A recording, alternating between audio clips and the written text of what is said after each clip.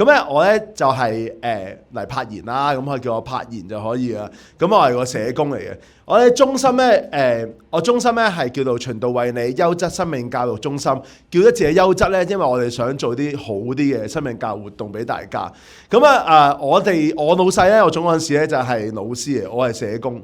我哋咧就係呢個老師加社工嘅角度，不斷喺中心先嗌咗交。老師角度唔係咁睇㗎，唔係咧。如果社工唔應該咁做咯咁樣。咁我哋咧就傾掂晒啦，就用呢個我哋嘅角度去幫學校去做一個生命教育嘅活動，而且更加希望係建立一啲生命教育嘅系統。我哋唔係淨係想放煙花，我哋係想做活動，我哋係想做系統，令到學校咧可以係真係有啲同學生反思生命啦，同埋同學生咧去建立關係嘅時間。咁咧而今日我 focus 咧就想講下我哋其中一個多啲學校揾我哋做嘅活動，就係失敗教育咁樣。咁咧係好聽個名好唔幸福㗎，我哋講失敗㗎 ，OK 唔幸會㗎咁樣。因為我哋咧去到學校，我哋5年前好記得入學校嘅時候。做失敗教育，啲老師要我哋改名嘅。喂，可唔可以唔叫失敗，叫成功啊？咁樣，咁你唔好叫我柏研啦，咁你叫我浩然啦，不如咁樣。我冇咁講，揾食噶嘛，我哋咁咁唔叫失敗，挫折啦，咁咪改下其他名啦，正向啦咁樣。但係我哋真係好想同學生講失敗，而唔係要講成功，係咪？即係呢個都係我哋嘅目標嚟嘅。咁我哋同好多中小學合作啦，有唔同嘅形式啦，即係旅行我都搞過啊。因為學生太忙啦，即係你要去抽時間做活動，不如我就佢哋喺佢哋平時已有嘅嘢，加上一啲意義，令到佢有反思啦咁樣。咁咧我哋失敗教育源自咧就係呢一個嘅 research 就係可能大家都好熟嘅 PISA 啦。2019年咧其實佢係有講過成長思維嘅研究，咁23年就冇咗啦。咁19年嘅研究裏邊咧，佢講咧就係我哋咧年青嘅一代咧，香港咧嘅數字有成長思維嘅年青人，15歲嘅學生咧係有4成3嘅年青人係有成長思維，國際水平係6成3。咁就有人問：喂，成長思維好重要咩？而家咁樣唔識面對困難又唔識面對人生嘅咩？大學畢業咪一樣揾錢咁樣。但係事實上喺我哋而家呢個世代，大家都明白挑戰同埋改變太多啊。唔係我哋要學失敗，失敗唔係真係一定要面對。但係咁多挑戰嘅時候，你如果肯面對挑戰，就一定會面對到失敗。唔識面對失敗係一個好大嘅問題。但係唔係啊？頭先即係都有講過啦，梁校長都講過，喂，失敗乃成功之母呢句説話，梁校長唔拜。我個人咧都係有質疑，我唔敢唔拜，因為我輩分比較低，我唔敢唔拜呢句説話。但係我有啲質疑，我覺得失敗唔係淨係得個仔嘅。即係我哋去探拜年一樣啊！即係咧啲親戚淨係講我家姐啊，因為我家姐成績好好啦，讀書好叻啦，係第一個孫入大學啦咁樣。咁咧佢哋好似講到唔記得咗我咁樣，我喺側邊就只可以食全盒咯。OK， 我冇嘢可以做啊，因為你都唔提我咁樣。因為失敗嗰啲唔好講啊嘛，唔通講我見家長啊，講我嘅缺點咩？係咪？咁但係可能失敗即係講緊失敗乃成功之母呢句説話，嗰個筆咧就喺呢度，就係原來失敗唔止係得成功呢個仔女，佢可能仲有啲仔女係羞恥啊、焦慮啊、抑鬱啊一啲負面嘅情緒。喂，唔好睇少呢啲嘢，你面對困難，你有負面情緒。你有一滴負面情緒，就好似頭先我哋嘅青年大使咁講，有一滴係累積翻嚟嘅啲幸福係。但係我想講咧，負面情緒都係累積翻嚟嘅。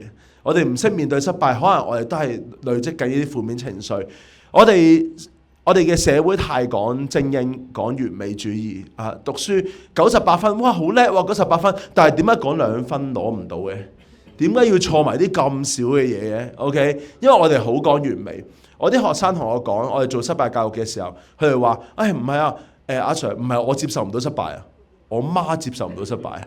OK， 你教我阿媽點面對失敗，所以我哋要做家長教育嘅。OK， 即係呢個係絕對係一個寫照，就係面對失敗，面對唔到失敗，我哋好講完美，所以我哋去 Band 1學校做失敗教育，佢哋連玩遊戲都出貓，因為佢哋唔可以輸。呢啲偏差行為都係失敗衍生嘅嘢，而我哋最心痛嘅就係我見到一班年青人，佢哋怕輸，怕到唔敢試，甚至佢哋唔敢贏。籃球隊，我參加，但係我淨係訓練，我唔去比賽。因為訓練係冇輸贏，比賽咧輸咗好樣衰。我仲要一個前面嗰隊咧，嗰咩協恩咧10年都冇輸過，我仲入女子籃球隊係咪？冇可能啦，阿 Sir，我玩其他啦。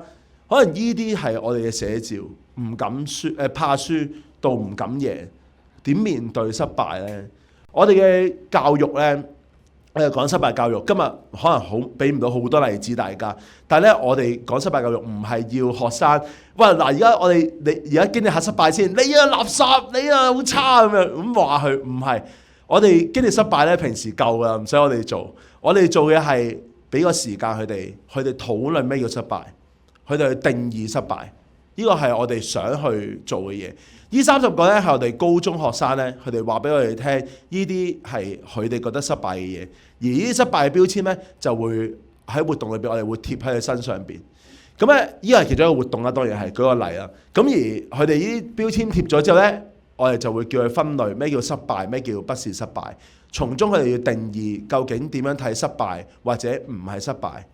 原來失敗同成功中間咧，唔係即係冇嘢嘅，係有嘢喺中間。有樣嘢叫不是失敗，或者我哋叫做未成功 （not yet）。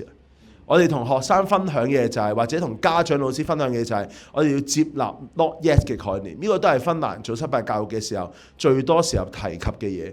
佢哋改補佢哋嘅工作，佢哋喺教學裏邊，佢哋會強調 not yet，而唔係強調成敗。我估呢個咧就係我哋講嘅失敗教育。呢個咧係我哋失敗教育嘅 logo。你見到嘅字係見到咩字？死啦，係咪太差核突？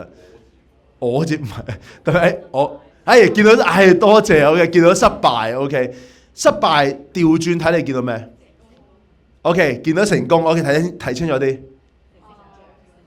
係啊，因為成功係喺你個腦裏邊已經印咗啊，所以你會自然講成功。但係我哋相信嘅失敗教育係失敗經過反思累積經驗，你係會得到成長。我哋叫呢樣嘢叫反敗為 growth。OK。咁咧就係我哋失敗教育嘅嘢。不過咧，我知道我尾門嘅時候咧，我係預備咗個總結，希望我用以下嘅總結，應該1分鐘左右咧就去彎粒。我覺得除咗我哋呢個活動，即係我哋呢個分享之外，我估頭先嘅分享都係好啱彎粒嘅。有冇人去過超市或者七仔買牛奶？呢啲盒裝牛奶，如果係一模一樣嘅話，你會揀邊盒買翻屋企？